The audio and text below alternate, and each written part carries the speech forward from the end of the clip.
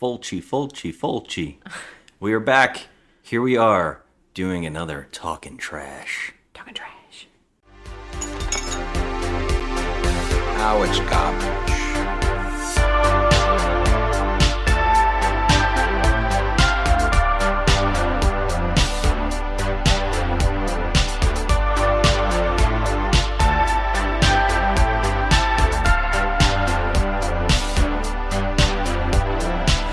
Just another movie night. We're just another movie night. I'm Scott, and that beautiful woman that's always with me, my partner and everything, Joe. It's so funny. Hi guys. So today we're The gorgeous. Stop. You're making me blush. The gorgeous of the gorgeouses. So weird. We are here to talk about a movie that I feel the need to talk about because this movie is actually highly rated and also claimed to be Fulci's best movie. This movie was actually lost to time a little bit, and it took Quentin Tarantino to save it under his Grindhouse Productions thing. They found the print, they put it back together, they did it. And would you feel right now just talking about the movie we're about to talk about, which is called The Beyond? By Lucio Fulci. The Beyond.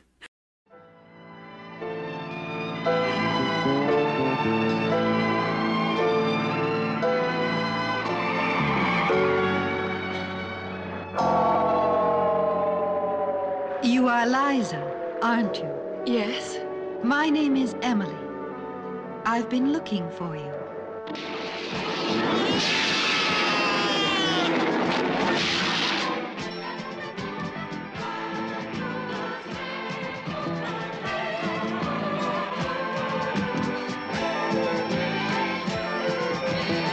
Go back to where you came from and hurry.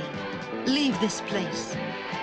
Would you feel like, just off the bat, just starting this out, do you feel like this movie was edited in a way where it makes any sense or is logical in any way? Can I just give a resounding hell no? Hell no, right? This movie is it's bonkers. Yeah, the fact that this is so loved is absolutely surprising to me. You know, I don't understand that because you said it was highly rated, which It's you got a are 6 correct. It does have a 6.6. It's not really high. Now go to all the ratings and comments. But yes, but fans really love this movie. It's on a lot of lists. That's what I'm saying. It's on that list, the Shudder list of the scariest That moments is or something, mind blowing, right? Isn't it though? Isn't it on there? And I'm like, what? And I feel like, I know a lot of people come in and they're checking out podcasts, movie podcasts, and they want to hear what people have to say so they can join in. And I think we've scared off a lot of people who have done that on our show. I think a lot of people have checked in and they said, wait, these pricks hate Rob Zombie movies? We're out. We're out. These pricks hate Fulci? We're out. Right? And now, I don't hate either one. I'm going to say that right now. I don't hate either one. I'm all on board for every director and giving every director a chance. I will watch anything. I've watched the worst of the worst. So I'm ready. And I'm always wishing for the best. So I know that I like the Rob Zombie movie that Rob Zombie fans hate, which is baffling to me. I like Lords of Salem, and I think that's a good film. Same thing goes with Fulci. I've enjoyed some of this, and I'm a fan of So Bad It's Good. I love movies that shock me and surprise me, and I love movies that make me smile and laugh and find a new enjoyment. So I'm all on board for watching these movies, but I think that when there's a fan base of a thing, they will die on that hill, regardless of how bad it is. I know, and I gotta say, first of all, I really love Italian horror. I know you do. I love it. There's nobody else that is a better person to watch these movies and talk about these movies than me, because I give all of these movies probably more credit than they deserve. I think I do too. I think we, if anything, we give movies. I know so many people that get shocked that we watch the movies that we do. And I'm a huge defender of film. I will watch the biggest crap just to give it a chance to say, you know what, I saw it and I don't think it was that bad. And Yeah. what surprises me is there's two groups of fans of movies. Well, I would say, I mean, I'm going to generalize it that there's two groups. There's the fan group who go to see blockbusters and see these movies and they love the big, expensive studio films. Mm-hmm. And then there's the other fan base that loves the culty underground. And they knock a blockbuster Yeah. because and I agree, blockbusters are a problem, right? Because when more money's put on a movie, it should be better. When a movie costs 50 million to 100, it should be excellent. Yeah. There is no excuse. That's 100% true. And a movie that costs $1 million or, or 10, I'm going to give it, I agree. I want to give it more credit. Yeah. But you still have to be a good movie at the end of the day. You have to have Yeah. a plot that gels, characters that make sense, direction or hurdles that you follow through on. This movie, I'm going to say off the bat, I wanted to love this. And I got to tell you, I watched this back to back almost twice because I was shocked by this film. And I was more shocked when I went and saw the ratings. So when I see 10-star ratings on a movie like this, it gets me a little pissed off. Yeah, I didn't look at those at the viewers ratings. I just looked so at the high. overall rating, but like I have to say like this, I mean, I'm not going to lie. Fulci is the one that's the lowest rated Italian director on our list. For you, or you saying, or just for in general? me personally. Yeah, personally. when you say the three big ones, right? That we've had this conversation, I think, on another episode. We did Zombie 3, and we talked about it a little bit. Yeah, I enjoyed that one. I thought it was ridiculous. But I loved it. I enjoyed I had it. so much fun. That one was fun. But then we watched terrible ones like The Devil's Honey. Oh my god. That was so bad I can't even talk about it. I feel like The Devil's Honey is very close to this movie, except in The Devil's Honey, it's more perverted. It was very... Yeah, I guess you're right. But then we watched Manhattan Baby, and I gave that one a 2, and that was trash. Yeah, there's been some movies in this. I mean, his roundabout, if you do a ratio on my picks, Mm-hmm. I'm going to say that his overall rating is really not that good. I would say it comes to about maybe a 4, overall with the movies that I've seen of his that I've rated. It makes sense. So he's the lowest rated director in my book of the Italian, horror directors. But this one is something. I think in Zombie 3, we talked about the fact that we felt like Fulci was more punk rock of the three big ones. And by three big ones, we're saying Argento and Bava. Yeah. And I always felt that Fulci was the one that was so much more punk rock. Like, he was going out and just making crazy films. I feel like he on the was the fly. bigger risk taker. Risk taker, low budget, doing interestingly odd things. Yeah. But this movie feels full on budget in a weird way. Yeah, it kind of does. I mean, they had to go through some location things. They had to, there's a couple people in this movie that they had to pay, I mean, it wasn't, I'm sure not a lot, but, I feel like that they put more into this one than some of the others. That's how I feel too. And Yeah. I feel like this has money behind it, and probably not that much, but still has money. And it's filmed in America, which is also interesting. Yeah. And I guess we should just dive into this plot line, because for people who have already seen this, they already know that these scenes are crazy. Yeah, most horror fans have probably seen this. And the ones that have seen this might love this, because this, to me, feels very on the cheap. The gore in this movie, I think that's what a lot of people love, is very on the cheap. Yes, but you know what? It's very entertaining too. It is very, very entertaining. It's weird. It is. Well, I guess we should just dive in All right, and so- explain this movie to Okay, people through our eyes, anyways, of what we saw and what we think. Well, the synopsis of this movie Mm-hmm. is that a young woman, she inherits an old house that's kind of like a bed and breakfast, kind of like a hotel type place. She inherits it? She inherits it, yeah. Okay, I'm already blown. Okay, Yeah. my mind's blown here. And so it's in Louisiana, so it's kind of, with it's very Louisiana-y. Yeah. And it's and like things- a whole bunch of like supernatural things happen there. And so she has to put up with that. So that's basically the That's the plot, synopsis. Yeah. All right, though. But this movie, from literally from moment one, this movie's crazy. It starts off with this flashback, and it's not even in black and white. It's in I can't think of the filter. It's like sepia. It's something S. It's like a orangey feel like over the. It's like orangey over black and white. It just looks like I think of that. you're holding a flame to an old black and white photo. It's like SER or something or other. So, I can't remember. It's know. in the filters in the your phone. It's in that hue, and we find a bunch of people in boats with torches and weapons going in the water across a bayou. But when they get to the shore, they got a couple like jeeps show up. I mean, and they have torches too. So why they were in the boat? No, it's 1927 when this is happening. Didn't they show up in some? They showed up in something in vehicles, didn't they? I think that it was like horse and carriage that they showed up. I don't think it was horse and carriage. They rode over. It was 1927. They had cars. They had buggies. Okay, so maybe it was a little car, but it just made me laugh that they came from land. They came from sea. I'm glad no one came in on like the Wright brothers plane or something. Oh like my that. god. And they all show up and just to go in this house.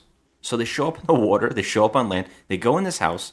And there's a super nervous guy working at the desk. It looks like a hotel of some sort. Yeah, it's a hotel. There's a guy working the desk. He is so sweaty. I don't know if it's because he sees a lynch mob walk in, or if it's just the hottest day of all time. Well, Louisiana yeah. No air conditioner, but nothing like that. They're like in the bayou and it's hot. Yeah, they bring the torches into the house. Yeah, that's pretty impressive, actually. I agree. It's terrifying for like the set people because they could just blaze up the whole entire set piece. Yeah. You think they're going to burn the house down. I know, I thought so too. Like when they were walking, they were literally walking in a tiny corridor and they all had torches. And I was like, oh man, this is going to be bad. Like there's no way that they didn't have any pyrotechnic problems on that set. Yeah. They walk in. What they're here for is an artist who's painting upstairs. They go upstairs and their weapon of choice is a chain. And they find this artist, and he's painting a painting of what looks like a blank landscape with corpses. And it's all in grays. And they begin to whip him with the chains, and the chains act like whips. You ungodly warlock. Because of you, this hotel and this town will be cursed forever. They remove flesh with them. It's a little bit extra because it's so bad when too. They hit him with the chains. Like, okay, yeah, he'll have bruises and welts and stuff. It's gonna hurt. Yeah, it's gonna hurt, but I don't think it would tear through clothing and tears rip clothing off his perfectly. Two flesh perfect off. rips. It's like it almost appears as though as the chains hitting his skin, it's melting his skin and taking like mounds of flesh with it. Yeah, it's weird. Yeah, it's a very odd choice of a weapon. Right off the bat we're starting like this. But already with Fulci, you're getting weird, risk taking things like that's just something new that you don't see every day. Like, did they take him out of this room, or did they nail him to the wall in this room? No, they nailed him to the wall in that room. In this room? Yes. I could swear they took him out and brought him to the basement, but all right. No. So they nail him to... There's a basement? All right, anyways. They nail him to the wall. Yep. He kind of puts his hands up and lets it happen. Now, we don't know what this guy did wrong, okay? No, they're just screaming about him. They're screaming. Not really saying much. No, they show a really, actually beautiful painting that he was working on. They make a point to show that a lot. The landscape thing I was talking about. And then Now, lynch mobs always bring vats of heated candle wax. How they got the candle wax heated in the room and brought it upstairs, I don't know how this is happening, but they throw it on this guy. Okay, but maybe he had it, and that's how he was... He had heated candle wax in his house? No, maybe he was, he had the candles, he was working by candlelight, so maybe he dumped the candle wax in like a bucket, and... Wow. I mean, maybe that's I'm why they brought the speculating. torches. Maybe they made a campfire in the room. Because I mean, would the candle wax survive that long journey? That's what I'm getting. They're Because it boiling this wouldn't at. be hot anymore. It's wild. I don't understand. I don't know, but they So- throw it on this guy, and it's funny because they're throwing wax on clearly a dummy, and It's definitely it's a melting the dummy. plastic dummy's head. It looks Yeah. like it's melting through the guy's flesh, so it doesn't look right. It looks It looks like a mixture of, like, blood and wax. Yes. So it's, like, kind of gross looking. that's a running theme in this film. It too. is. It's like blood and wax. So blood wax Yeah, is we're gonna a call lot of that. melting bloody things Yeah, in this movie. it's, we're gonna call that blood wax because that's exactly what it is. So we jump forward, and We jump forward in time. we jump forward in time, Yeah. and that's when the woman's at the house. She's walking up with a friend who smokes a pipe. Yeah. So no more in 1979 or Yeah. 80. Nobody in this film looks American. No, but we're supposed to be in Louisiana. Yeah, and everybody, and the overdubbing is trying to do accents on only one person. Hi, Larry. How's it going? Oh, good morning. I'm going to have this whole wall finished by tonight. Great. Bye. There's only there. Yeah, everyone is. Yeah, it's just odd the choice of Yeah. accent. Yeah, it's wild. We see this woman. She's walking with her friend. He's a pipe smoking guy. He's a very young guy. You would think this would be an older gentleman with a pipe, but he's a younger guy. And they're walking. They're talking about the house that she got and how she's going to fix it up and she's going to rent it out. It just jumps into this. We don't really establish these characters. We just automatically open with them. Yeah. And they're walking. And they walk up to the house, and we see that there's a painting crew painting the house. And I think she says something to them like, is it gonna be done today? I don't know what she says. But the guy on the thing, this is the guy who's the only guy with a overdub accent. He's like, hey, how you doing? Like... Are you trying to do Italian? I don't know what his accent was. It was so bad. Yeah. Mine was even worse. But it was all overdubbed, so it was just so funny. But he turns to her and she's like, he says something, and it's got a funny accent. And then he turns back and looks in the window, and we see a woman. Great. Bye. The outside's okay. Good old 1800s Louisiana. But the interior, hotels just aren't renovated.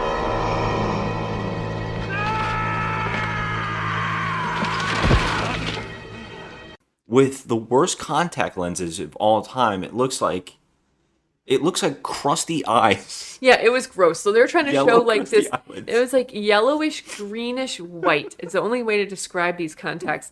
They look like a zit about to pop. It was Yeah. disgusting. Okay, so then she's in the window and he sees her and he flips out and he falls backwards Now, I off think- the scaffolding. Yeah, and I think we have to establish there's only 3 floors, and There's- they're only on the second. Yes, they're only on the second floor. There's 3 floors of this house now. This woman has inherited this hotel.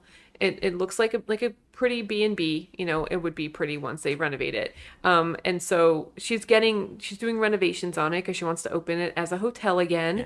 And this guy's on the second floor, Mm-hmm. and he sees this woman in the window, and he gets startled, and he falls backwards Off the scaffolding, And, onto like, his back. onto his back, but blood squirts out of his mouth as if he's been crushed by a semi. Yeah, he looks like he dies. I could jump from this height and Yes. land flat on my feet and be fine. This guy falls, and it's so overdone. Oh yeah. And he's bleeding from his mouth, and it was so over the top, and he's moaning and groaning. Well, they say get a doctor, and the next scene we see him on the couch, and he's moaning and groaning, and he's like squirting blood out of his mouth comically, like he's eating a blood packet, and then he keeps going, her eyes, right? And then they go, The eyes!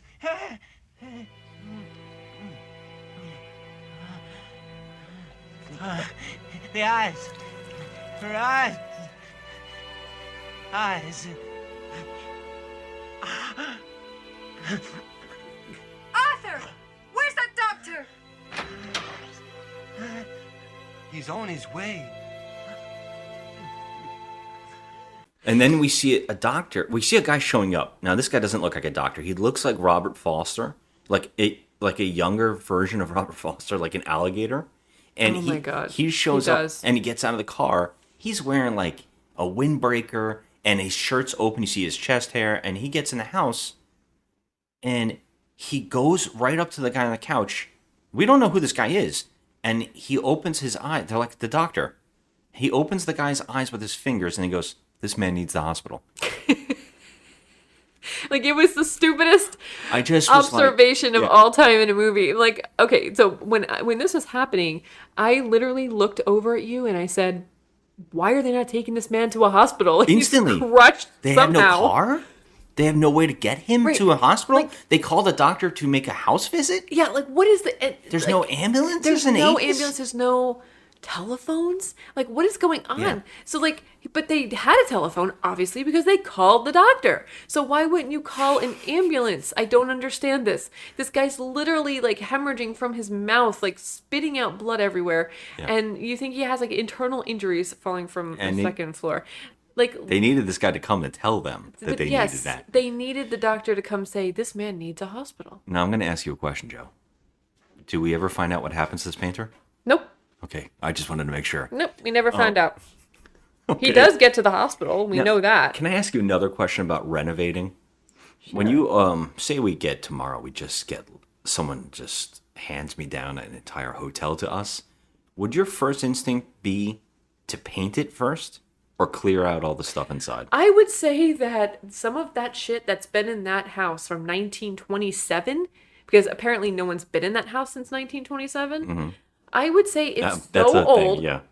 So old, there's like relics in there that she could possibly sell, but the inside of this house looks completely like just a hot mess. There's antiques and lamps. I mean, there's more lamps in this house than I have ever seen in my life. Like, you could literally clear out all of this stuff, clean up the house, and maybe then paint. Yeah. Like, why are you doing everything backwards? The we- house is completely like corroded with like junk. And we know, and the reason I bring this up is because we know she has not been in all the rooms in the place that she owns yet, because some of the doors won't open.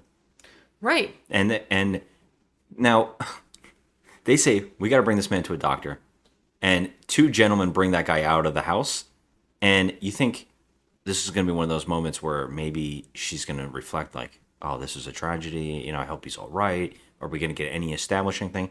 No, she goes back to work. In Yeah, fact, she has a plumber show up. Yes. Okay. And we also established that there's another guy in the house who's wearing a sports jacket, who we call Torgo, which is from one of our favorite terrible movies ever made, Manos Hands of Fate. I am Torgo. I take care of the place while the master is away.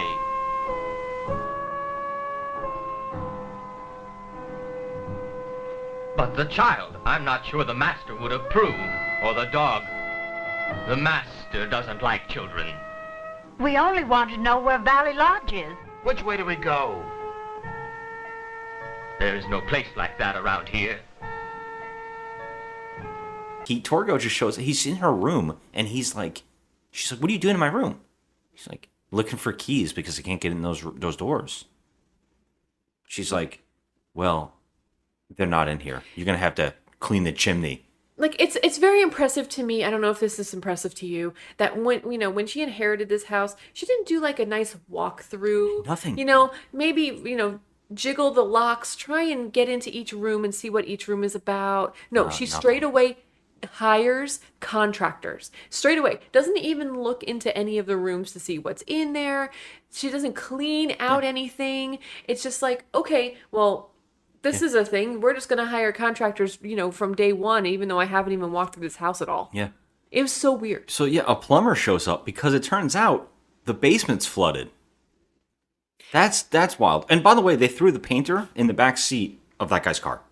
They just threw him in the back to drive him to the hospital. Oh yeah, there was no regard at all. And And- this woman who is the owner of this now owner of this hotel, she has, when I tell you, zero emotions. Zero. This woman is like a brick wall. There is no emoting coming out of this actress. And when we say that, we're not talking about like Christmas Story, like a Christmas Carol, where she's like the bad guy who gets something and the ghosts are going to come after her and she's going to learn a lesson. No, she's our main character and she's a good person. who Yeah. doesn't have any emotions whatsoever or care about Like, anything. none at all. She doesn't.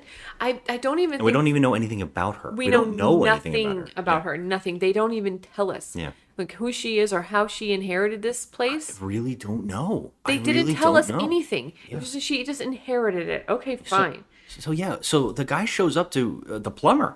He gets out of the car. He looks like a skinny Bluto. I keep saying that everybody looks like Bluto to me. You but think he really everybody does because that's just the 70s. Yeah. I guess so. He's in his overalls. He's the kind of guy that gets in the house and lights a cigarette. Yeah. Yeah. And And then it seemed like everybody just did that I guess back so. then. Yeah, just light a cigarette. Oh, you're gonna take me to the basement that's flooded. Okay, we go to the basement. They go down to the basement. He's funny. He just keeps saying, like, the dialogue is terrible. The overdubbing is really, really bad. But they get to the basement and a woman shows up out of the darkness. Oh, she's a creep. Yeah, she just creeps up, and the plumber and her share a wild look. Martha, I made this little pathway to the far end, just for Joe.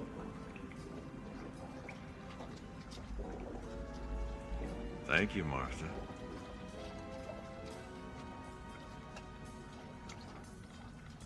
Well, I'll go take that look. Like Yeah. of sexuality, maybe, Like, or of we're not something. Do we know introduced- these yeah. characters? Like, do they know each other? We're not introduced to anyone properly. But you know what? It turns out like everybody knows everybody because the Torgo guy knows that guy by name. Is he coming to help Plum? Like he knows him. Mr. Colonel Mustard killed Mr. Plum in the. Is that what you're laughing about? What is it? A What is plumber it I plums. do? What does I do, sir? I buttle, which means what? Sorry, we're doing Clue references. The plumber plums. So yeah, he knows. Everybody knows each other in this. I guess this town is only like 3 places. I don't even know. But He's gonna plum. he goes down to Plum, and the woman comes out of the darkness. They see each other, and they share a look. And she's like, "I made a walkway for you." Yeah, I don't understand this. How long has this fucking basement been this flooded? You're like, waist deep in this muck. But the question really is, who's this woman? Right. Because they know her. She creeps around. She built a plank to walk on. She built She's planks. Been there long enough to build a plank to walk on. And you pointed out that they're the caretakers? Yes, she said that they've been there for a long time. But what does that mean? But they what have they been haven't doing? taken care of the fucking house. So it you're looks like crap. So if somehow she gets a hold of this house, I don't really understand. She said she inherited she inherited it. I don't understand it. Who owned it? Right, they don't say. Yeah. They don't say. And then if caretakers came with it and they didn't do anything, my first instinct is fire the caretakers. Yeah, This the place looks like shit. There's Yeah. dust everywhere. There's things that have been sitting and rotting in this house since 1927. Yeah. Like, what is wrong with these people? What are you taking care of? Because Exactly. it's not the house. Like, So- what are you? And she looks like a zombie too. This woman, this caretaker. She looks like she's been through something. She looks like a. She needs a coffee. Oh my god. Bluto throws his cigarette in the water, jumps into it, walks through the water, and goes to the back. The 2 women go upstairs. Bluto goes through the house, the basement, and he gets to a source of what he thinks is the water. So he starts breaking the wall around the pipe that he thinks is leaking. When he hits the bricks,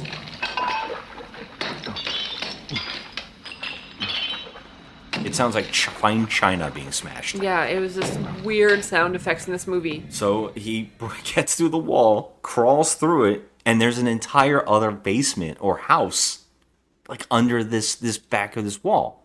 So he follows it further and gets to what looks like a muddy pile falling apart on a wall. And he gets to it, instantly sticks his hands in it. Yeah, why not? Why wouldn't you stick your hands in an unknown substance? And then this is all fine. You don't think he would go get this woman and say, "There's a whole other room"? Yeah, nobody communicates. No one tells anybody anything. No one tells anyone anything. And So when shit happens, nobody No one knows. Nobody knows what's happening. And that's how we feel as viewers. Yeah. No, I have no idea what's happening. I was baffled. Yeah, so he hears like voices in the wall.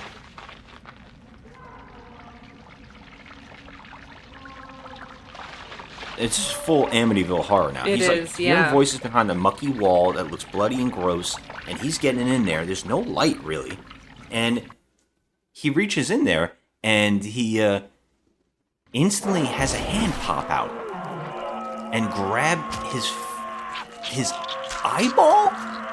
He pushes out an olive out of his face. Yeah. Like an olive eyeball that's stuck on his face. This movie's all about eyeballs. Yeah, this movie is, oh god, if you have an eye phobia like I do. Yeah, but it looks so cheesy it that does. it's not even hard to look away. It's like you don't need to look away because it's so goofy. But things come close to a lot of eyeballs in this where there's it eyes looks attacking. It's a lot of eye stuff in this. It got to the point where I actually said to you, let me guess, eyeball? Eyeball? Here we come.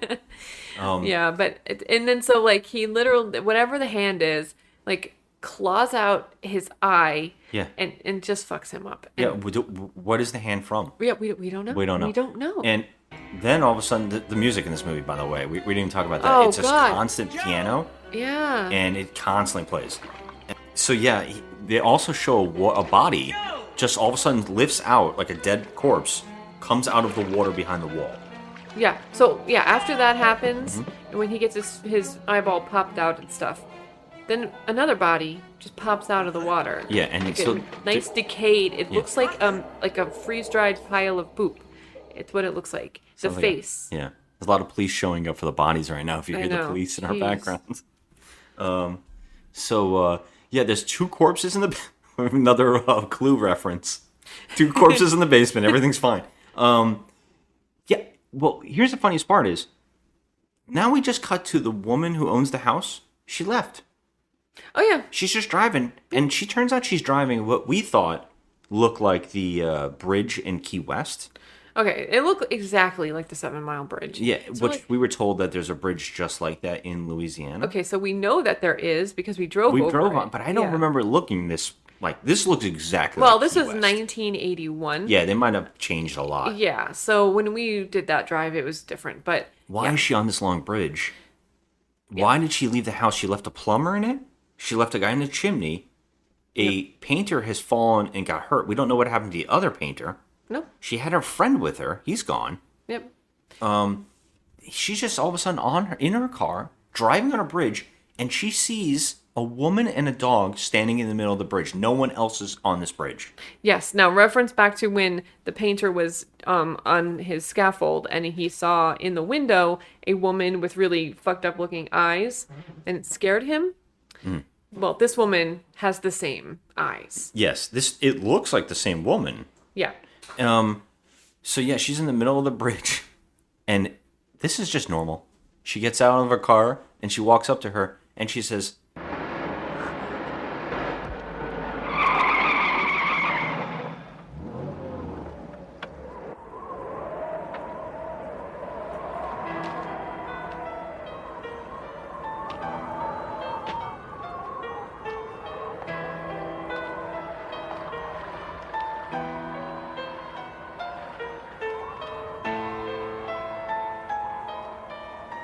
You are Liza, aren't you? Yes. My name is Emily. I've been looking for you. the character's name, which I'm blank. She knows the character's name. They say their names a lot, She so I should knows have her. remembered these names. But I'm like, how do you know her? she's like, I've been waiting for you. I've been looking for you. You just started walking. You're a blind person who's walking down the road until you find this woman? Yeah. How many people live in this town? 3? Right.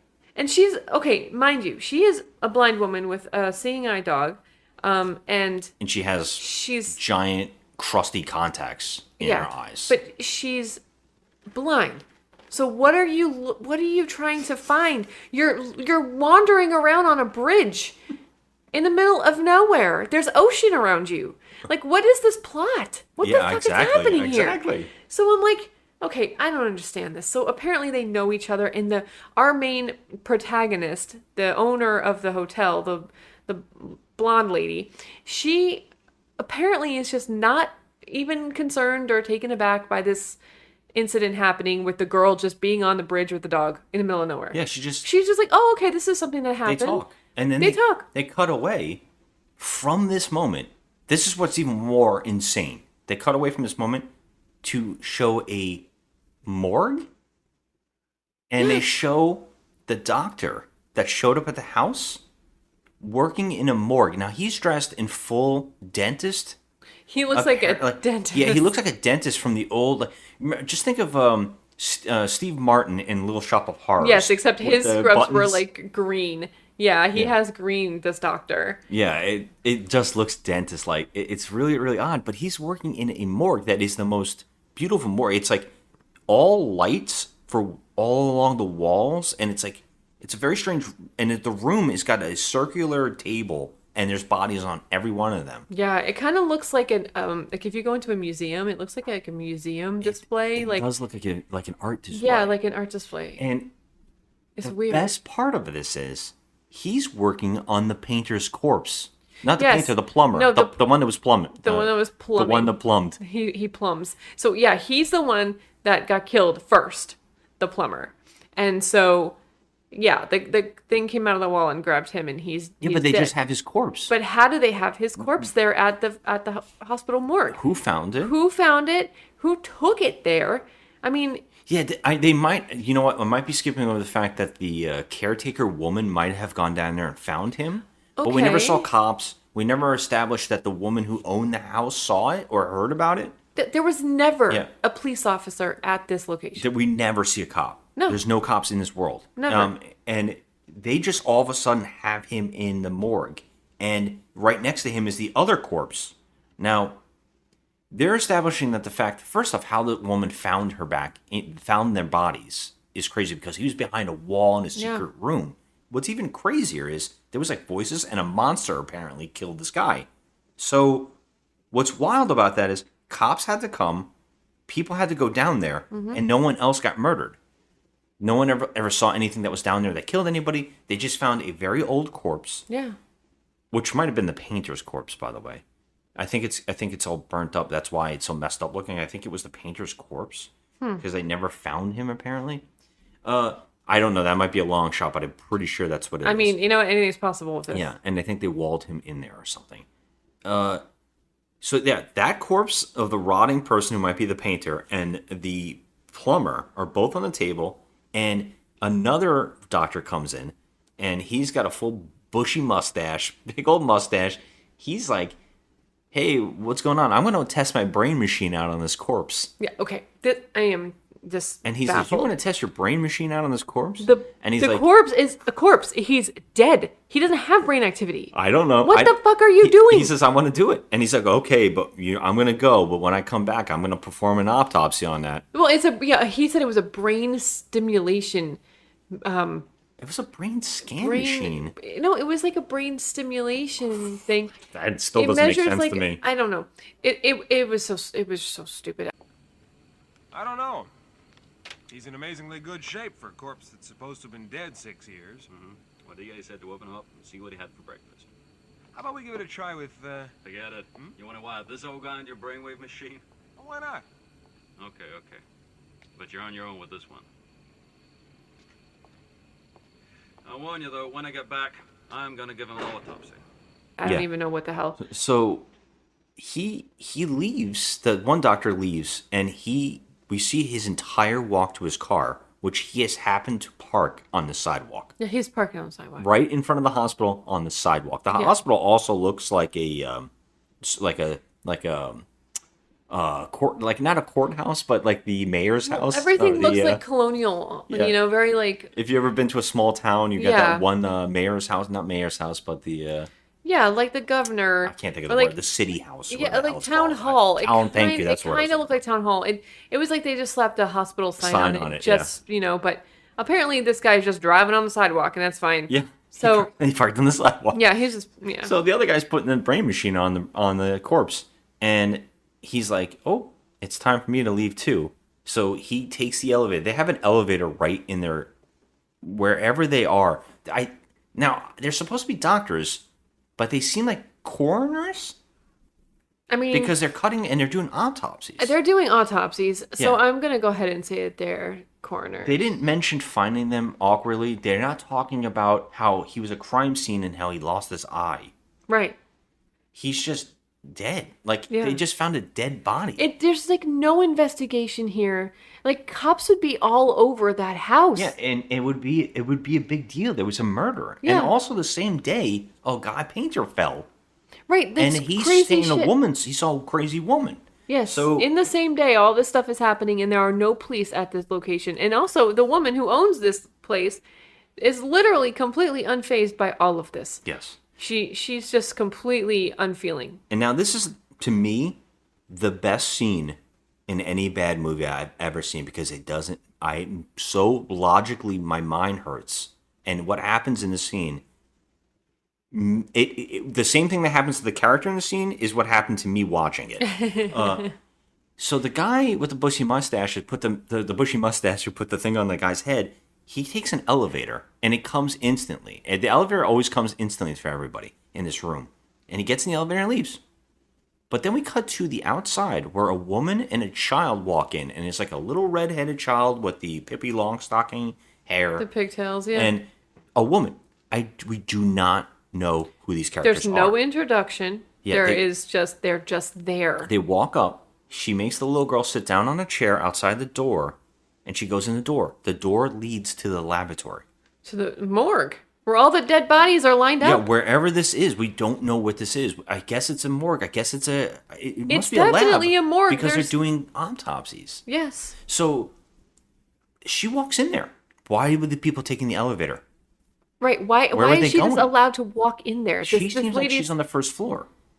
Yes, but she's a civilian. Yeah, so why would you just walk into a place like that? But beyond that, where was the elevator going? The 10th level of hell. I don't know. Wherever it went, it brought the guy to the first floor to get his car outside. Yeah. Nothing in this building makes sense. They took an elevator to go somewhere. I don't understand that at all. But she walks in the room, no doctors, no nurses, no one's working here. There's no receptionist. She just walks in and proceeds to cry over the plumber's body and starts dressing him. Yeah, she walks in holding a suit, like, for like a funeral. Like for a funeral. And so she dresses. This is mind-boggling, you guys. It seems to she establish starts that dressing him herself. Now, mind you, this woman, is 5'3"? This man, this plumber, is huge. Who just passed away, is huge. Yes. Okay, he's like at least 6'2", and she dresses him in the suit by herself. Now, mind you, his face is looking really fucked up, okay? He's got no eye, and they cut up in his chest. Yeah, and she is completely not bothered by any of this. Okay. I have to backtrack just to break this down. He has just been murdered. There should be an investigation. Right. He is having an autopsy to see what happened to him. I don't know why. His eye was ripped out. We already know. But let's just say that the murderer left some, and they have to check his own body. Fine. Right, yeah. He wasn't embalmed. No. But she's dressing him. She's dressing him. And the way she dresses him is to cut the shirts back. Right, so she can just, glide it onto him. I guess that's how they do it in funeral homes. But he's not at a funeral home. He's in the hospital. He's in a morgue. I don't understand It was so this mind-boggling. movie. You guys, I can't even stress to you. And now she's crying. She's crying, which would make us believe that she's related to him, maybe wife? Yeah, maybe that's his We aren't wife. told. Now, There's both no characters... introduction. Yeah, both the plumber and this woman have extremely black hair. Yes. They have a child outside waiting with red hair. Yeah. I don't know what's happening. So I guess we're just supposed to assume that was his daughter. Yeah. The brain machine on the other corpse beats like a heartbeat.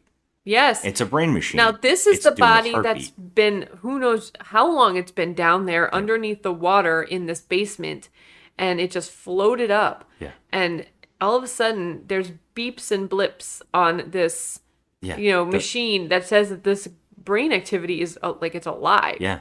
Okay. Guess what? It doesn't matter. It doesn't matter. It doesn't come back. Nope. She all of a sudden looks, and I'm pretty sure we get a shot of a hand in one of the body bags, like opening the body bag. There's another corpse in the room. I think it sticks its finger through the body bag and rips it like it's wax paper. I don't remember that. Yeah, that happens really quick. So all of a sudden she's dressing him, and she looks up, and we don't see what she's looking at, but she starts screaming. Yeah, she starts screaming for no reason No because they reason. don't show us what she's looking at. So then we cut to the girl outside going, "My mom's screaming," or something. She doesn't She say says- anything. Yeah, she says, "Mommy." Well, she only does it when she opens the door. So she gets up, she goes in the room, and she sees her mother laying down on the floor, And above her, there's a table, and there's a jar of what looks like water turned sideways. And it's a giant comical jar. Yes. And it is pouring on her face, the mother's face. And she says, Mom, right? But then she looks all over the room. She sees the corpse that she was dressing, the other corpse with the brain machine. She keeps doing this jump cut where they show what she's looking at. Bodies.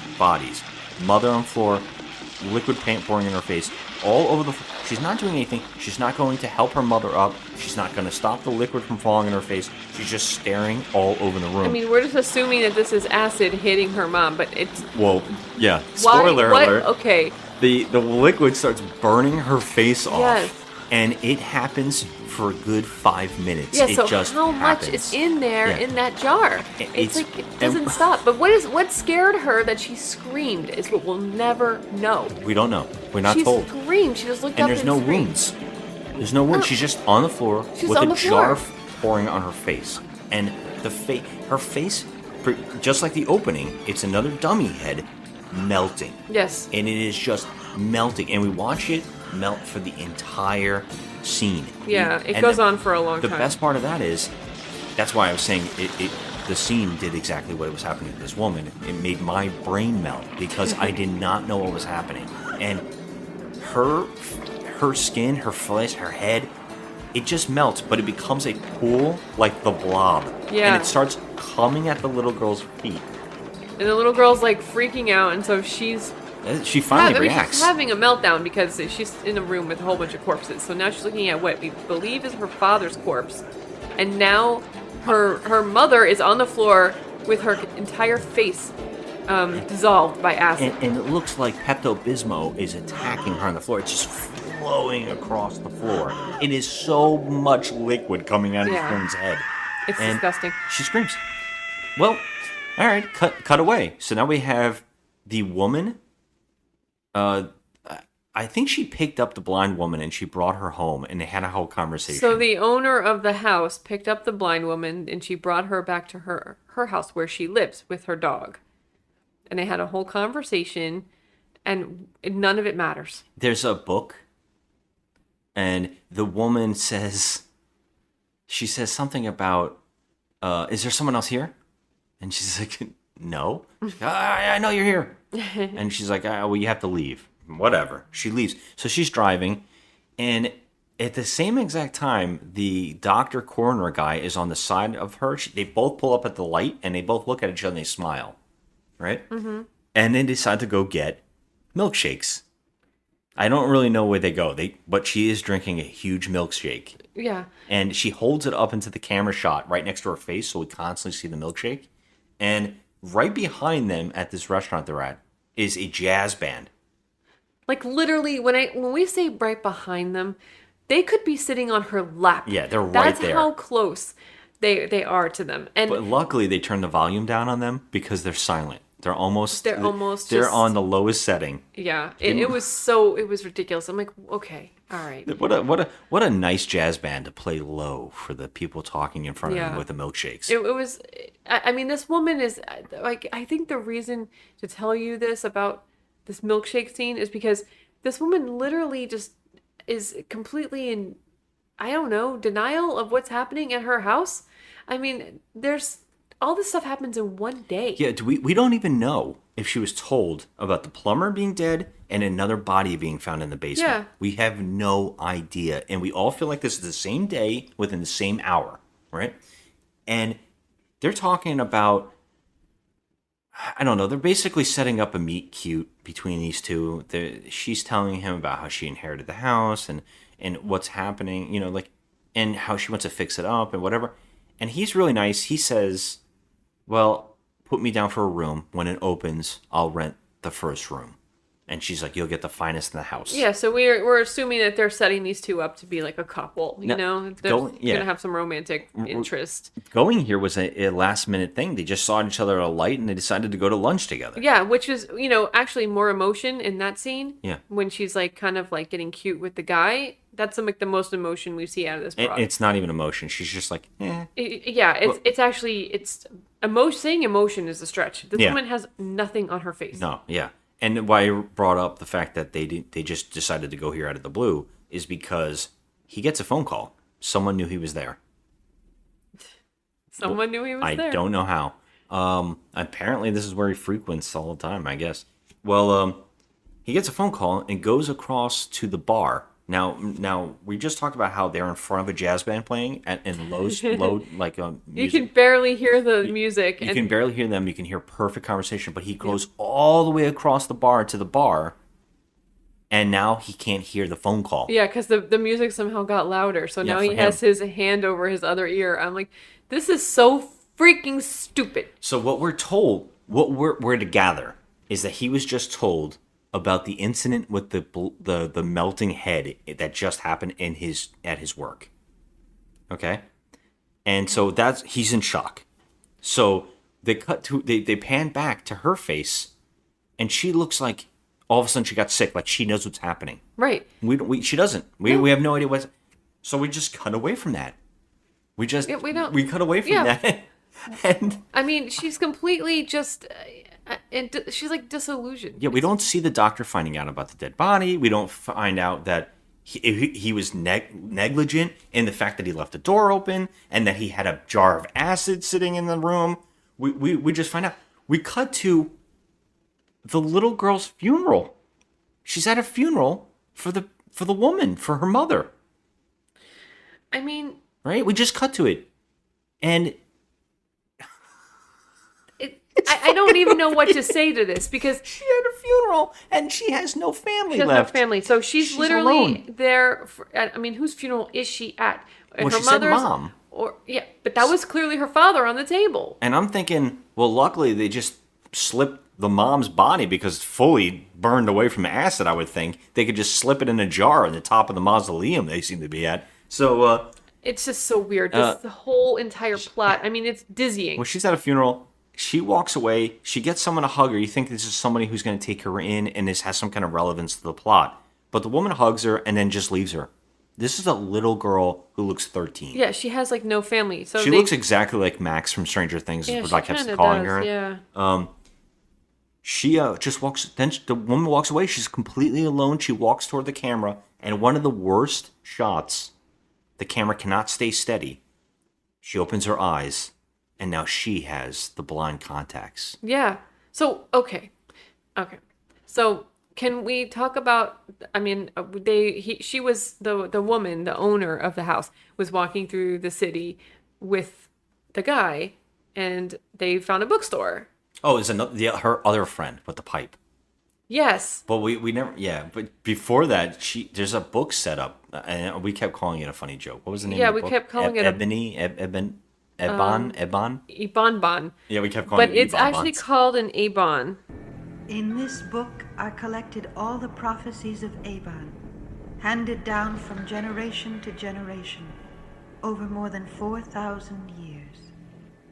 It's Eibon, and what this book is, I mean, I had to look into this, but it's like, I guess it has to do with like H.P. Lovecraft, and it has to do with the resurrection of the dead. Yeah, this whole movie is about hell. The 7 dreaded gateways are concealed in 7 cursed places. Woe be unto him who ventures near without knowledge. I mean, it's very obvious. I mean, yeah, so whatever's happening in this house has something to do with the devil. This house, and that's why no one's opened it, no one's whatever.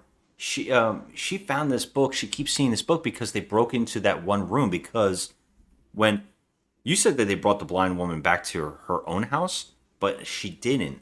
She brought the woman to her place because there is the old functioning ringing bells to alert the desk to help the rooms. Yeah. So it says the number 36 that makes 36 rooms in this place. Doesn't seem that big. It doesn't seem that big, no. But the room 36 rings and it hasn't been opened yet. And...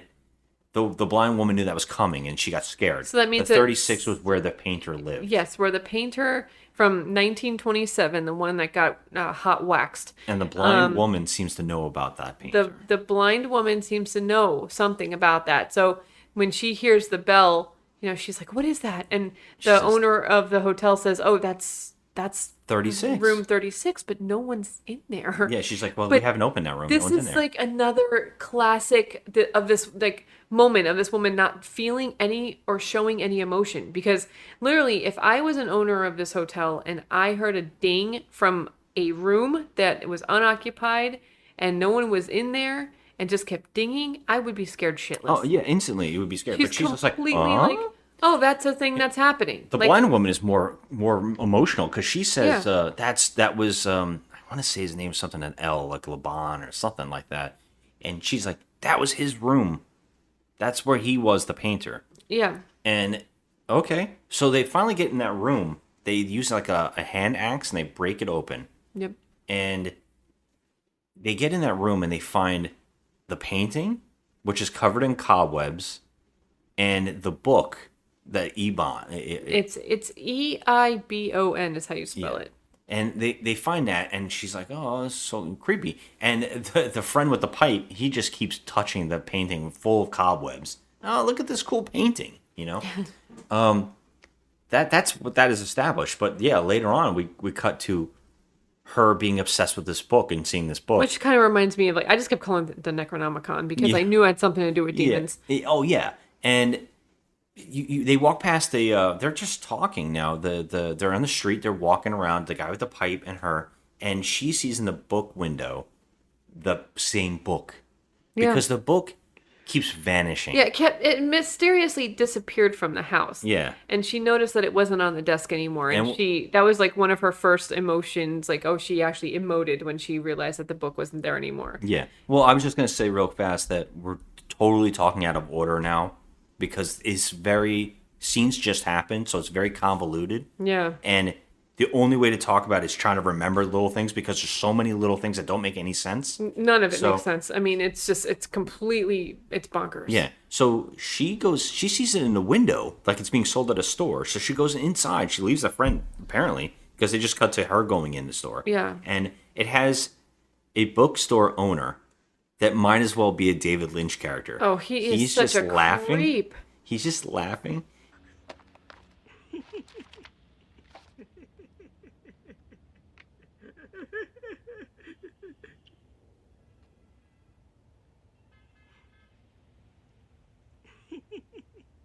There was another book here. A different one. You want to buy the book? No, not this one. The one that was here before, just a second ago. That book's been there for 2 years. Nobody wants to buy it. It's very nice, though. Very, very interesting.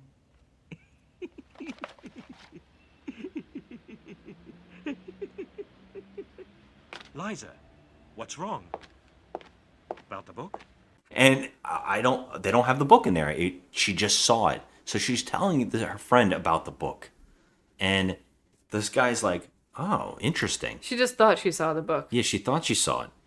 Well, that guy, the friend, goes to a library and asks another, I guess a curator or something about that book. And do you have old books that around that time? This guy, it turns out to be Fulci in the movie as a cameo, playing the librarian or whatever. And he's like, we have a whole rack of old books up there. I'm going to go to lunch. You have free range. I'll give you quiet, and you can stay here and look at all the books. So the guy has to climb a ladder. And he goes all the way up to the top of the ladder, and he finds a stack of old books up there. And he's looking through them, and he finds one book that happens to be the book. So he brings it down. Well, he looks, for some reason, he's looking at it on the ladder. Yeah, he's sitting on the ladder and he's looking at it. And yeah. Which is a mistake. It's the cheapest ladder, too. It's like a really fragile ladder that you would not see in a library. It's totally not even close. He's reading on top of the ladder and he sees a map of her house drawn in the book. And he sees that there's an entire basement. We're not even told this. We're just gathering this because we watched this movie and we're like trying to figure out what the fuck. We're just piecing stuff together. But he freaks out. He goes, "Oh my god, what the hell is this?" And at that same moment, he falls from the ladder onto his back, just like the painter in the opening, and he is completely incapacitated by this fall. Yeah, but I think that wasn't there like a lightning strike coming out of the book?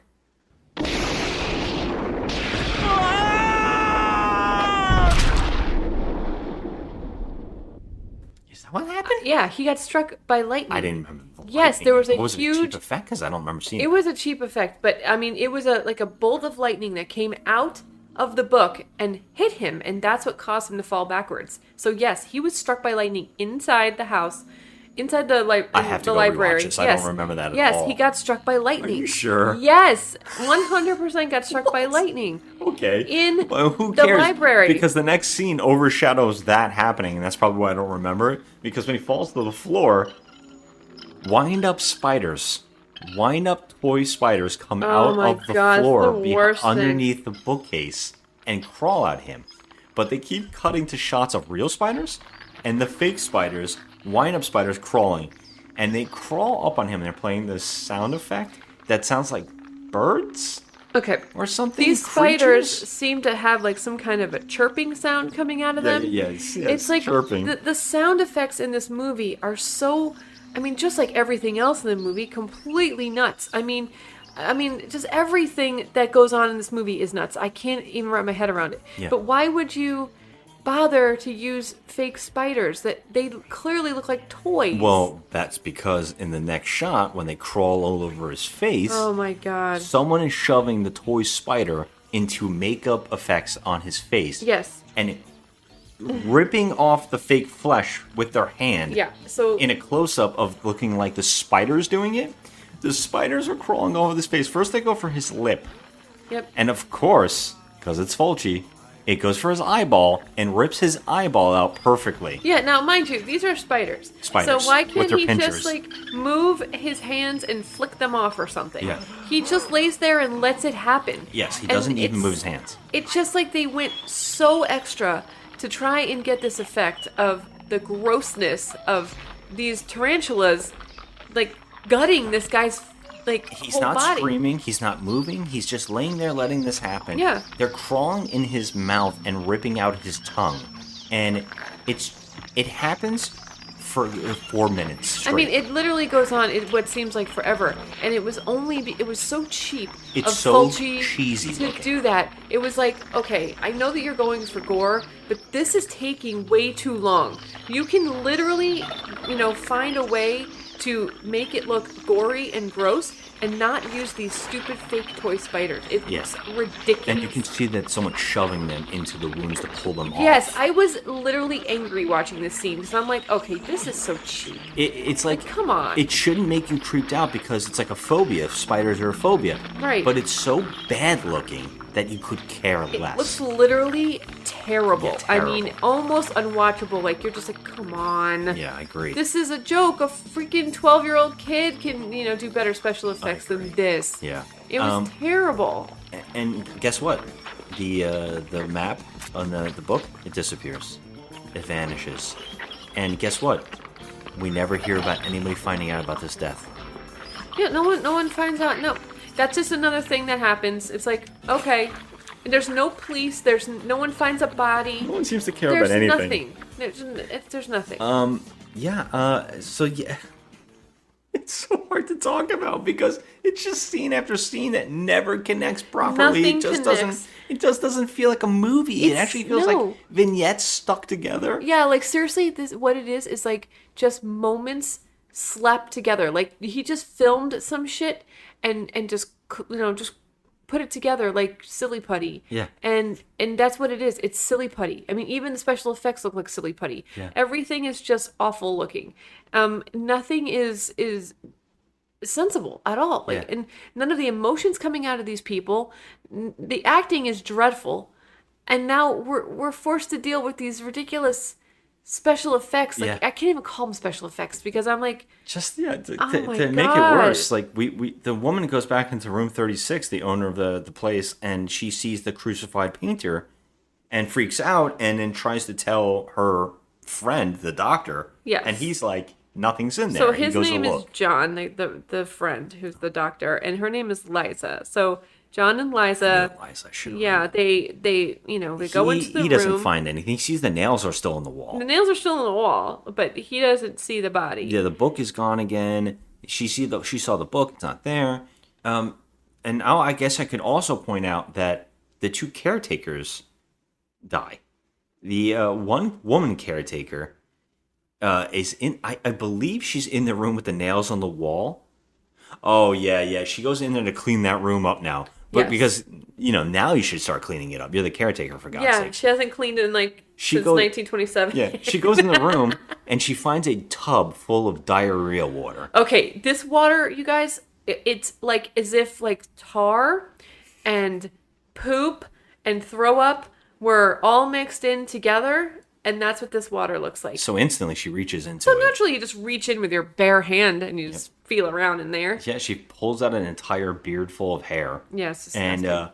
the water starts draining, and then the plumber, the dead corpse of the plumber, rises out of the water, and she just screams, stands still, and lets him kill her by pushing her, and guess what? I bet you can guess, her eye into the nail, or the back of her head, so the nail comes through in front of her eye and shoots like a silly straw, blood out of the eyeball like a fountain. Oh my god. I mean, it was just so comical. It was is so comical. This eye looked ridiculous. It looked like one of those gummy eyeballs that you Yes. get during Halloween in the Exactly. candy. You get them at the dollar store.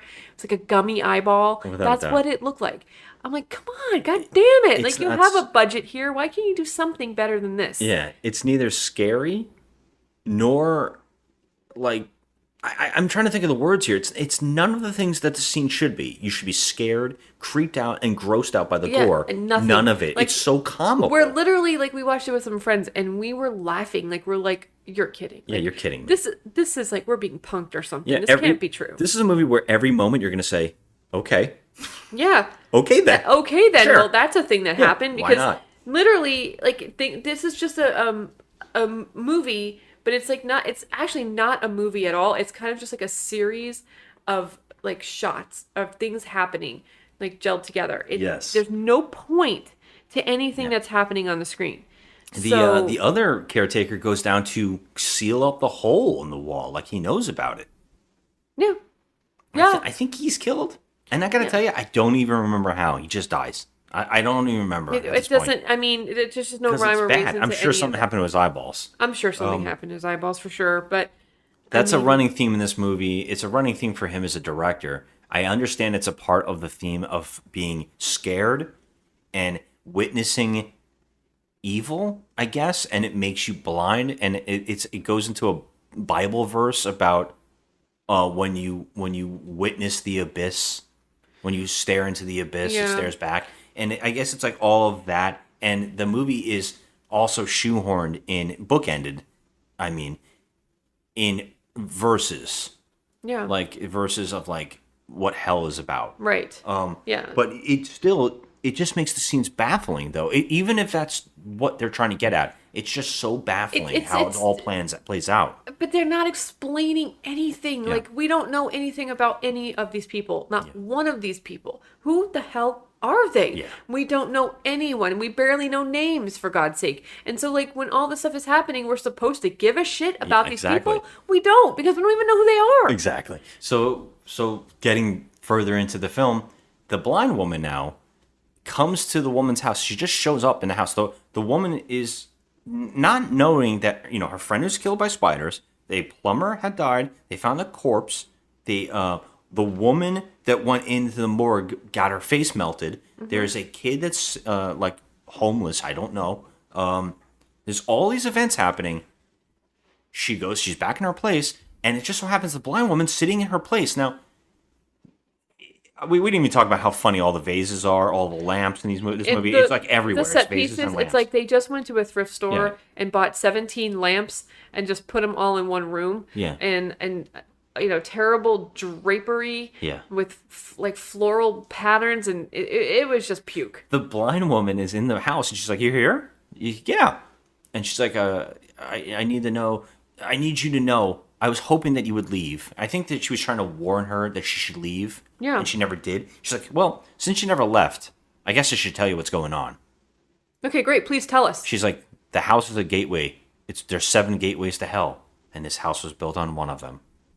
Huh. Why didn't you tell her from fucking moment one? I mean, that moment on the bridge when they first saw each other, why wouldn't you tell her that? That's the moment you tell her. Instead, Okay. she's just like, hey, leave. Yeah. And so now she gets up and she starts reaching out and she senses something, and it's the painting, and she touches it and it cuts her palms. Yeah, The painting cuts her palms. Yeah. And she runs out. Straight out of... I'm glad this blind woman knows exactly where the door is, how to get... And she knew that the door was open, because she just books out of the house. Yep. And you know how we know that she books out of the house?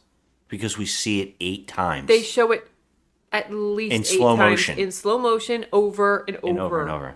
I'm like, And what is happening? I think we're being told that she was chased out of the house because they kept showing other feet following her. Yeah, I have no idea. They don't tell us I don't- anything. We're just to assume that there's some kind of evil presence, after her. Yeah. It's so bizarre. So here's the even funnier part is that she tells the doctor, this random doctor, who also doesn't seem bothered by any of this. No cops again are involved No cops in this movie. No, There's so many dead there's bodies. like at least 8 dead bodies here. He's like, there is no blind woman. Yeah, he's No like, one there's lives in that house There's no blind woman she was that at. lives in this town. Yeah, I That's know what he's- everybody here. Yeah, and I there's know no blind everybody. woman. There's no blind woman. Okay, well, and then who's this chick? So this would establish this is a ghost who has a seeing eye dog, Right. right? No, it doesn't, because the next scene is that woman at her house playing the piano. She's playing the theme of the movie, and she gets attacked by ghosts. Yeah. And it turns out to be all the ghosts from the movie so far are just standing around her house. Yeah. And they don't attack her. And she can't see them. She knows they're all there. And she's screaming, I know you're here, right? And you think that these ghosts are going to kill her and the dog. And she tells her dog. Now, they're also ghosts. So the dog really can't do anything. Yeah. But guess what? The dog do something. She says, attack. And the dog attacks the ghost and wrestles the ghost on the floor and is killing the ghost. Yeah, and rips out his neck or some shit. Yeah, So and the dog all of a sudden comes over like a good boy and sits down next to the woman who's screaming, attack, attack. And he comes over to sit like a good boy, and she pets him, and she's like, thank you. The dog's got an entire bloody head. yeah, he's covered in blood. And the dog looks scared. Yeah. And the dog does not look like he's in a good mood. She's like, thank you. You did it. You good. Whatever. The dog now just turns around and eats her friggin' neck. Yeah, just bites her neck out. So she's screaming in terror. This is her aid, her seeing her eye little dog. singing eye dog. And like seriously, he like eats her whole face. He bites her ear off, he eats her But her imagine- flesh. Because we gotta say it. It doesn't look good. It looks like someone's got a hand puppet on and they're biting her Okay, face. And so, the yeah. neck is like falling apart, not being bit out. It's like coming apart. Yeah. And it's shooting blood all It was like over the silly place. putty with fake blood, Yeah. and the dog was literally a puppet. It looks like one of the Muppets. It looks like they just gutted a plushy dog, Yeah. like a plush, Yeah. and they gutted and they took all the stuffing out of it and used his mouth as just like a hand puppet. Yeah.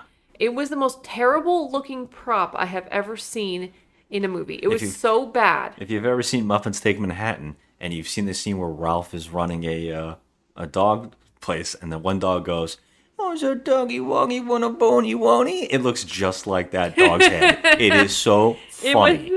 I love your references. But Hey, Snooky! Hey, look at little Snooky Yookum! Snooky Yookum's one is little bony wony. Little binky booter. Hey, you squishy bottom. Yeah. yeah, it was that comical. Yeah. So okay. So she's not a ghost. No. She does live in this town. Yeah. They just said they established her as a real person, Yeah. and She's she just died. Yeah, she's a real person, and she just got killed by her own seeing eye dog. And the doctor's like, this doesn't exist. Nothing is like that. Nothing you're saying is true. And she's like, it's the basement. It's a gateway. And he's like, no, it's not true. I'll go down there and I'll show you. I'll prove it.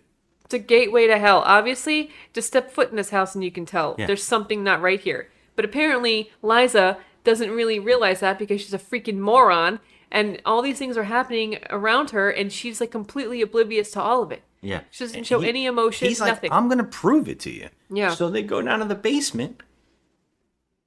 I don't even know if this is true. Did they go? No. No, they go what to the happens- hospital They go to the first. hospital first. See, like, I'll prove it to you. I'll show you the bodies or whatever. I don't even know why he's bringing her to the hospital because he's like, it's not true. It's not happening. It's kind of unclear. Let's go to the hospital. Yeah. They get to the hospital. Nobody's in the hospital. It's like empty. It's empty. And it's like a horror trope, everybody? you know, where Yeah. like all the hospitals are empty, like in Halloween 2. Remember, it's like there's nobody there. Yeah. Yeah. So they go in there and they start getting attacked by hordes of dead people. Yeah, like the who are people that slowly were walking at them. Yeah, they were you know, having their autopsies or whatever, and they just started walking around. Yeah. And he brings them into the morgue, and they find the little girl there. The red-headed little girl. They find her, and she's like, oh, she knows her by name. She's met this woman. She knows her. Okay, how? We don't know how. How? We don't know None why of these people know each characters. other. Yeah. We don't establish how they know each other. They've never been in a scene together. Never been in a scene together. We don't even know this little girl's name, as far as I know. She says it in here. She definitely says her name right here, and she's like, It's Jill. She was in the autopsy theater, all alone. oh, it's her. And so they team up, but they have to split up. And he goes into a room and gets a gun. And he's like, get in the elevator, get out of here, or whatever. So she gets in the elevator. I think she might find her on her own, but they kind of split up. He gets a gun, and now he gets a revolver with 6 bullets in it. And he unloads throughout this whole scene. He just unloads. We counted 24 bullets in this scene. Yeah, he's the worst shot. He can first only of all. shoot when he needs to in the head, but he he's can't the other worst. times. Yeah. He's like literally the worst. Like he's just everything about this guy. They get I can't. split up. They get split up. The little girl and her together in one scene, and he goes into another room and he finds his partner. Harris! What the hell's going on around here? I don't know. I think I'm going crazy. Here they come! The other doctor hiding behind a thing, and he's like, I feel like I'm going crazy. Everybody's attacking me here. Everybody's trying to kill me. And he's like, yeah, I know, me too. I don't know what's happening. And he starts shooting at zombies, but the window blows out, and the other doctor walks into it, and the glass shoots in his face, and he dies. Yeah, it was the most pointless, stupid thing to bring him into the scene Just only to die to like do this. that. Yeah. It's like they just wanted to do some cheesy gore effects on people we don't care about for no reason. Yeah. And, you know, the way I feel is like, okay, this is like so cheap and so like, come on, man, how can you respect yourself after this? This is so, it's just comical. Well, do you think that one doctor is going to freak out that his friend doctor just died? Nah, just moves on. he's Starts all right. shooting more zombies. They meet back up. So now he's got they're in the main morgue place, and they're surrounded, and they open up. I think that's what happens with the little girl too. We forgot about that. She didn't scream, seeing her mother die from being melted with acid, or seeing the dead bodies. She opened up a store, and a corpse fell at her. Yeah, That's there's when this she door, screams. and there's corpses in there, and she screams. That's what Okay. happens here again. They're shooting the zombies, and they get split up. She's on the side with the little girl, and he's fighting the zombies coming out of that same door. And all of a sudden, the little girl attacks the main girl. The little girl starts trying to bite her face out. She screams.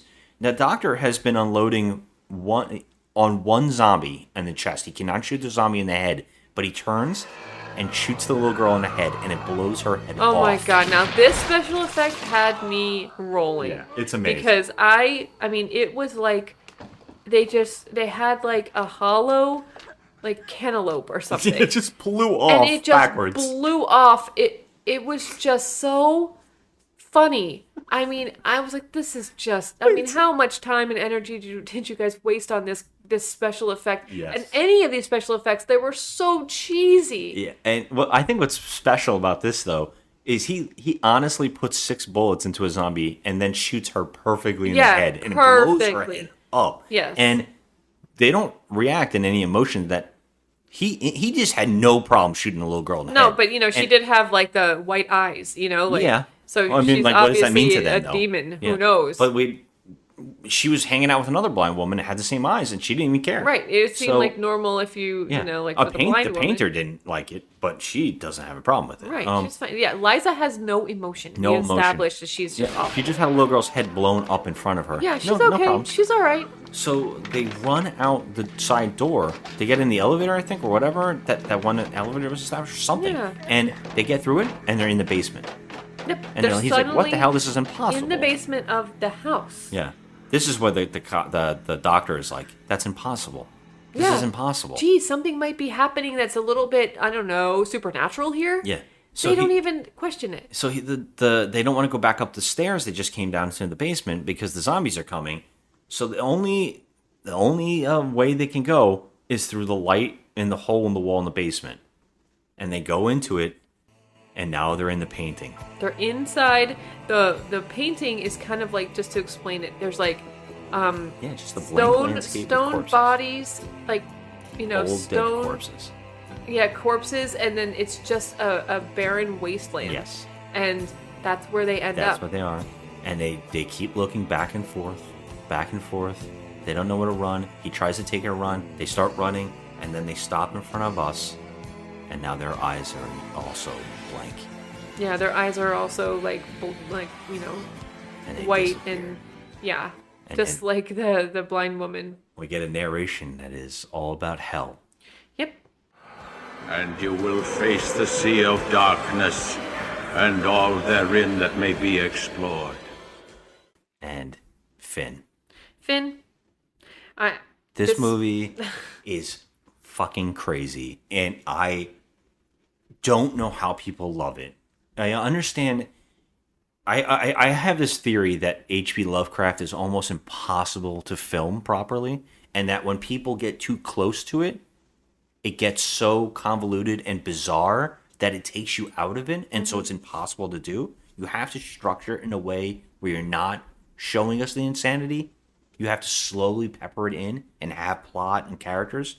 The problem is, so many of these people do Lovecraft where they're making crazy characters. You're following people, and the way that they're established, they're not interesting. No. And so when this stuff just happens to them, it's not great. And it's a huge problem. I know a lot of people didn't like the movie Underwater, which is secretly a Lovecraft film. Mhm. And the way I love that film is because it's set up in a way where you don't know what this movie's about, and it slowly comes together in that. And you find little details, and you're interested in the characters, and then things happen, and then you get this amazing, shocking ending. Yeah. That's how you do it. I don't know. Like, this movie, this is exactly why I always get so turned off. And I think a lot of people like me get turned off of the Italian horror movies because they are too crazy to even discuss. Yeah, but I feel like, I mean, I don't want to compare right now, but I mean, I feel like Argento's movies are easier to follow than this shit. I mean, without a doubt. Argento's movies are much debating that. easier to follow. I mean, there's a lot of mystery, but they still, you know, He's got tell movies you like this things. too, but Yes, he does. This is a special kind of bizarre. God, don't say special. and- It is just. There's people out there that watch this and they're like, "Whoa." Yeah, Well, there like, are people why, that though? are really obsessed, like, completely with these, you know, Yeah. Fulci movies, and I'm like, I don't get it, man. It's almost like the more bizarre and the more sketchy and the more grindhousey the effects are, the more that people defend these movies. Yeah, And you know, I'm I do. cool with defending movies like this, but I defend cheese all the time. I love cheesy movies. I do defend cheese, but I just feel like this was just cheap. It's like someone just handed to him. and if you know, you're our friend named Cheese, who is a fan of the show, yes, hi Cheese. I know we you're love you. listening. And we'll defend you forever. Go ahead. But yeah, so like I just feel like, you know, this movie. It was like they were just. He's like, oh, okay, yeah, let me just make a movie. I'm not really going to put too much thought and energy into it. I'm just going to try and make some really gross looking splatters and, you know, death scenes but it's not going to mean anything because my characters literally have no emotion. They have no dialogue that has a point. There's literally, the plot has so many holes in it, and it's it's actually an incomplete plot because we don't know anybody in this movie, nor do we care about any of these people. Yeah. And again, if I can point out again how you do it properly is watch John Carpenter's In the Mouth of Madness, because it's almost the same thing.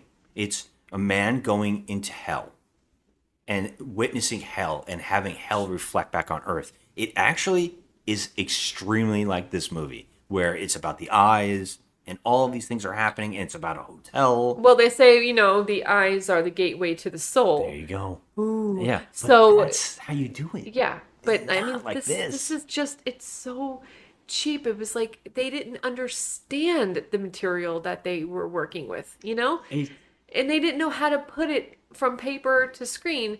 And I feel like that's the problem. Screenwriters are the biggest problem. Yeah. And how important scripts are and screenwriters, and also having someone to produce it with you. Because if you're given free reign, I think your stuff gets a little messy. And there's so many people like that who are given like free passes. Yeah.